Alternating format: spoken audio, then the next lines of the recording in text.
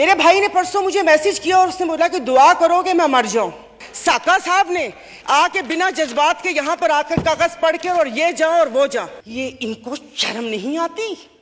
रात के अंधेरे में पेट्रोल का पंप गिराते हैं तो वो भी जरूर रात के अंधेरे में पेट्रोल का पंप गिराते हैं। अरे मीठे मशरूबात पर क्यों टैक्स लगा रहे हैं? कड़वे मशरूब को लीगल करके उसके ऊपर टैक्स लगाए ताकि रेवेन्यू भी मिले पाकिस्तान को।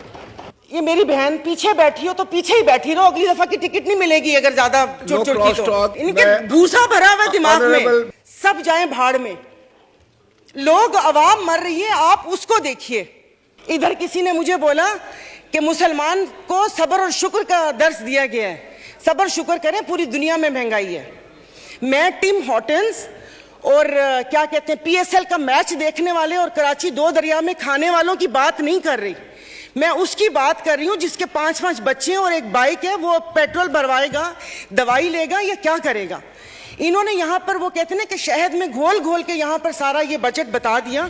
मैं वैसे लिखा हुआ पढ़ नहीं सकती इसलिए कि उसमें जज्बात नहीं होते, वो रीडिंग होती है। जैसे कल परसों ये वजीर खजाना साका साहब ने आके बिना जज्बात के यहाँ पर आकर कागज पढ़ के और ये जा और वो जा, दूसरे के ऊपर, और पीछे यहाँ पर बैठे हुए सारे पीछे डेस्क पे जा रहे थे कि उसने वो कर दिया, क्योंकि इनकी तो दुकान चल रही है। मैं उस दिन नहीं थी, मैं उनको खराजे तहसीन पेश करती हूँ मुफ्ती अब्दुल शकूर को कि जिन्होंने एटलीस्ट इन 2 वजारतों के कपड़े उतार कर हम लोगों को दिखाए। ये ऐसे नहीं होगा। मुझे बताएं कि वो अवाम ही नहीं रहेंगी तो आप लोग हुकूमत किस पे करेंगे? और कल उन्होंने कहा कि हुकूमत जैसे ही संभलने वाली थी तो सैलाब आ गया। तो जनाब स्पीकर मुझे माफ कर दीजिए, जिस वक्त सैलाब आया तो उस वक्त तो हम अपनी जिंदा दिली का सबूत दे रहे थे। 75 करोड़ अवाम के खून पसीने और टैक्स की कमाई से हम यहाँ पर तकरीबात कर रहे थे। और मजे की बात है, प्लीज, मतलब मैं बहुत आराम से बात कर रही हूँ, कोई तंज नहीं करूंगी, कि अभी आइन की तकरीबात का आगाज हुआ है।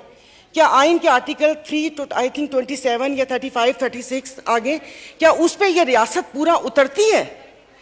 क्या हमारी की हिफाजत है? यहाँ पर हमें बुनियादी सहूलतें मुयस्सर हैं यहाँ पर? मतलब हम लोग इतने नाक के पक्के हैं कि उस पर वो करके आइन की बात कर रहे हैं। और ये हालात इस नहद तक ना पहुंचाएं कि हम अपनी बड़ों की कुर्बानियों को बेफजूल समझें, क्योंकि गोरे से तो लेके रहेंगे पाकिस्तान, ये नारे लगाकर हमने आजादी तो ले ली, अब मैं किससे आजादी मांगूं? क्या गोश्त खाने के लिए हमने आजादी मांगी थी कि खुला गोश्त यहां पर खाने को मिल जाए? उसके अलावा तो कुछ भी नहीं है। और मुझे माफ कर दीजिएगा कि उस कश्मीर वाले दिन में यहां पर ना वजीर आजम थे, ना वजीर खारजा थे, ना दिफा मिनिस्टर थे, और ये यहाँ पर कश्मीर का वो हो रहा था। और जो मोदी की कहानी सुना रहे थे, मुझे तो एक सेकंड के लिए, मैं तो उस वक्त आई थी, मैं समझी कि आप शायद यहाँ के हालात सुना रहे हैं। मुल्क को पता नहीं आप लोगों ने कहां से कहां पहुंचा दिया। टैक्सेस की बात करें, जैसे अभी मेरे भाई ने बोला कि रमजान आने वाला है, मशरूबात पर, अरे मीठे मशरूबात पर क्यों टैक्स लगा रहे हैं? कड़वे मशरूब को लीगल करके उसके ऊपर टैक्स लगाए ताकि रेवेन्यू भी मिले पाकिस्तान को। मीठे मशरूबात है, गरीब रोजा रख के एक उसकी ख्वाहिश होती है रूह अफ़ज़ा पीने की या वो करके, और उन्होंने कहा बाकी चीजों पे टैक्स नहीं लगा। मुर्गी गोश्त महंगा नहीं हुआ, वो अल्हम्दुलिल्लाह हमारे पाकिस्तानी खुद ही महंगा कर लेंगे। जनाब स्पीकर, अभी वजीर आजम साहब ने कहा था कि ये जो थर्ड कोल है ये गेम चेंजर होगा, उसके ऊपर तो टैक्स लगा दिया, वो क्या गेम चेंजर होगा? और नहीं, उसको हलाल कर दे, मीठा तो गरीब पीते हैं, आप लोगों को उसको लीगल करके उसके ऊपर टैक्स लगा देना चाहिए। तो जनाब स्पीकर, ये सब बैठ के इसके मसले को, मेरी बात सुनिए मोहतरमा, मैं एक तवज्जो आपकी दिलाना चाहता हूँ कि सेनेट की तरफ से फाइनेंस सप्लीमेंट्री बिल पर सिफारिशात मौसूल हो चुकी हैं, जिनकी कापियां आपको मुहैया कर दी गई हैं, लिहाजा आप उन पर भी बहस करना चाहें तो कर सकती हैं। सर, अभी कौन सी कॉपियां? और आज हालात तो यहाँ पर है कि आज पावर की मीटिंग है और रात को 90 सफ़ों का एक पम्फलेट आ गया था। मैं 90 सफ़े रात को बैठ के पढ़ती और ये यहाँ पर आके करती। जनाब स्पीकर, ये ऐसी बात करते हैं यहाँ पर। अब मैं, सायरा बानो नाम है, एक्टिंग भी बहुत अच्छी करती हूँ। इन सब की आवाज के साथ इनको इनका कोरम याद दिलाऊंगी, जो यहाँ पर 5 दिन लगातार आप करो तो हलाल, आप अपनी तकरीर जारी रखिए। आप अपनी तकरीर तो ये यहाँ पर जनाब और स्पीकर नो इनको क्रॉस टॉक प्लीज। ऑनरेबल मेंबरान एक दूसरे से क्रॉस टॉक नहीं कर सकते सर, किसी सूरत फर्क में। नहीं पड़ता ना, जी, दिल प्लीज। दुखा हुआ हो तो तब ना। मैं आपको अपना हमसे शेदादपुर में 2 हफ्ते पहले 1 हफ्ते में 4 खुदकुशी हुई है और मैं इस ऐवान के सामने कहती हूँ कि ठीक है मेरे हस्बैंड वेल ऑफ हैं बट मैं एक मिडिल क्लास फैमिली से हूँ। मेरे भाई ने परसों मुझे मैसेज किया और उसने बोला कि दुआ करो कि मैं मर जाऊं। और वो सिर्फ एक मेरा भाई नहीं है, मैं पूरे अपने जो भाई जिनका राब्ता मुझसे नहीं है मैं उनकी मैं बात कर रही हूं। जनाब स्पीकर, कल मैं गई थी, वो जिस बंदे ने 4 टमाटर और 4 आलू लेकर 400 उसके पास नहीं थे, उसने पर्स निकाला, मैं शर्म से गड़ के मर गई। 272 लीटर पेट्रोल आप लोगों ने मुश्किल करनी है तो आप V8 और बड़ी बड़ी ग्रैंड क्रूजर को 500 लीटर पेट्रोल देना। गरीब को आप दवाइयां तो वो दवाई नहीं मिलती, सरकारी अस्पताल का आपने हाल देख लिया। मैं प्लीज आप मार दें, आप प्लीज मार दें। ये मेरी बहन पीछे बैठी हो तो पीछे ही बैठी रहो, अगली दफा की टिकट नहीं मिलेगी अगर ज्यादा चुट चुट की तो। ऑनरेबल स्पीकर, मतलब इनके दिमाग मिली नहीं उन लोगों से, इनके भूसा भरा हुआ दिमाग में। ऑनरेबल मेंबर आप मुझे एड्रेस करें और नहीं सर, ये ऐसे बोलती कोई काम है नहीं, पार्टी में कोई पूछता है नहीं, और यहाँ पर आके सिर्फ ये 4 अल्फाज बोल के और उसको वो कोशिश करती है कि हमने भी उंगली कटवा के शहीदों में नाम लिखवाया है। मतलब ये कौन लोग हैं? आप जारी रखें।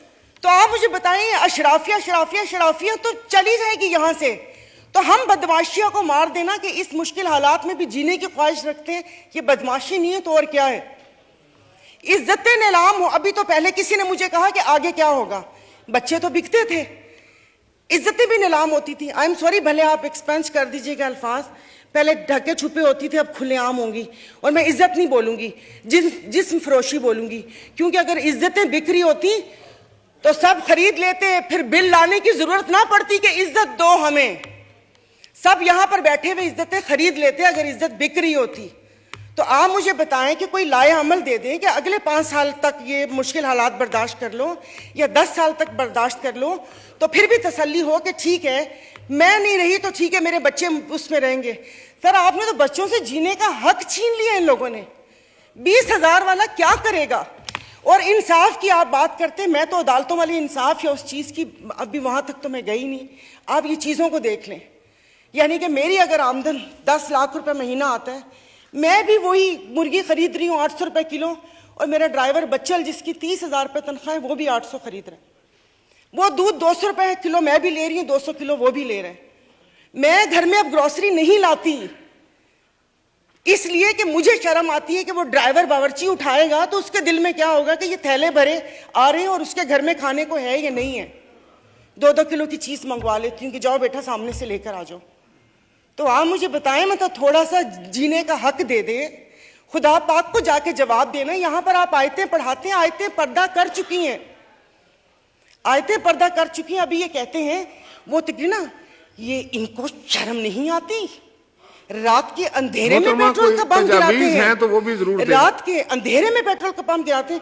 मुझे तो समझ नहीं आ रही थी, चश्मा नहीं था, मैंने कहा ये क्या हो गया, शायद मैं रात को रोई हूं, अल्लाह पाक ने मेरी दुआ सुन ली। पता चला वो पिछले थे मैसेजेस ना, जब वो यहां पर बैठा करते थे।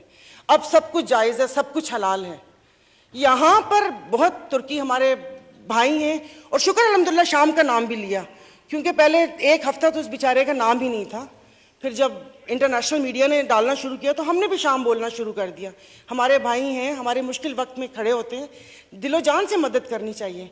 वहां पर जाने के लिए उतावले थे, कभी कहां तबाही आई हुई, उस दिन कोई पहुंचता है, उस दिन कोई पहुंचते जाएं तो तब कि आप अपनी वेल्थ में से, जैसे ये भाई ने बोला कि हम लोगों से तो ले ली तनख्वाह, अवाम से भी वो दे दिया, अवाम के पास है जो अवाम डोनेशन देगी, वहां पर अल्लाह पाक उनकी मदद करेगा। और वो रियासत माँ जैसी है, उनके हुक्मरान हमारे जैसे नहीं है, उनके लिए वो खड़े हैं। दबी हुए अवाम के लिए हम इज़ारे यकजहती के लिए बेचैन हो रहे हैं, लेकिन यहां पर जो मरी हुई फाकों से अवाम है उसके लिए कोई दिल में दर्द नहीं है। तो अभी ये आइन की तकरीबात के लिए कितने पैसे वो हुए, इन्होंने अभी बोला कि हम तनख्वाह नहीं ले रहे। 1,80,000 से क्या होता है, वो तो वैसे ही एक वक्त का खाना है, खाना पीना। तो लेकिन बाकी जो चीजें हैं वो, ये जो गाड़ियां, ये फ्यूल कार्ड, इनकी ताम झाम, इन सब पे कितना पैसा खर्च होता है। देखो, खुदा का खौफ कर ले, मेरे पास कोई अल्फाज नहीं है, ये सारा कुछ मैंने लिखा था, लेकिन ये बेफजूल है। मैं किसको इशारिया सुनाऊंगी कि 13 पॉइंट ये हुआ, मोडीज की रेटिंग ये है, वो ट्रांसपेरेंसी ने ये बोला, वो बोला। हम में से तो किसी को भी जरूरत नहीं है, सब अल्हम्दुलिल्लाह खाते पीते घरानों से, सब अल्हम्दुलिल्लाह खाते पीते घरानों से, लेकिन किसी और का तो सोच लें। तो ये यहाँ पर प्लीज, मतलब अब तकरीबन साल होने वाला है, आप भी कहते रहे, लेकिन यहाँ पर आने की तौफीक नहीं हुई। मैं कुछ लोगों का, आप लोगों को दिलचस्पी होगी, आप यकीन नहीं करें, मुझे इस ऑडियो लीक से पीटीआई क्या कर रही है क्या नहीं कर रही है, मुझे कोई दिलचस्पी नहीं है। सब जाएं भाड़ में, लोग, आवाम मर रही है, आप उसको देखिए।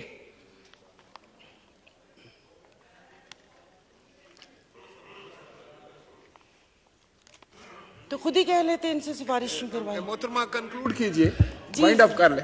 तो मैं वाइंड अप ही कर रही हूँ। मेरे पास तो कोई, जाहिर है वो इतने ना इशारिये हैं, ना मैंने मौशियात इतनी पढ़ी हुई है। कॉलेज नहीं था वो, ऐसे ही वो कॉलेज था, साइंस कॉलेज नहीं था, आर्ट्स कॉलेज था, समझ भी नहीं आती थी। मौशियात एग्जाम था, 30 नंबर थे, 3 ग्रेस मार्क मिले थे, 33 नंबर हैं मौशियात के। और एक ही याद है कि इंसान मौशी जानवर है, लेकिन घर का किचन चलाती हूँ, घरेलू औरत हूँ, तो मुझे पता है कि ये सब, आई एम सॉरी, ये सब बकवास है, ये जो बता रहे हैं। इससे ये होगा, इससे वो होगा, इससे ये होगा, इससे वो होगा।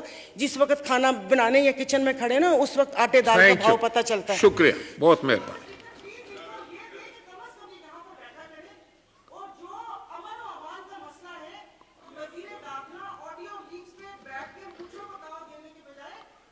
शुक्रिया, शुक्रिया। प्लीज पर्सनल अटैक्स न करें किसी पर भी, उससे इजतनाब फरमाएं। और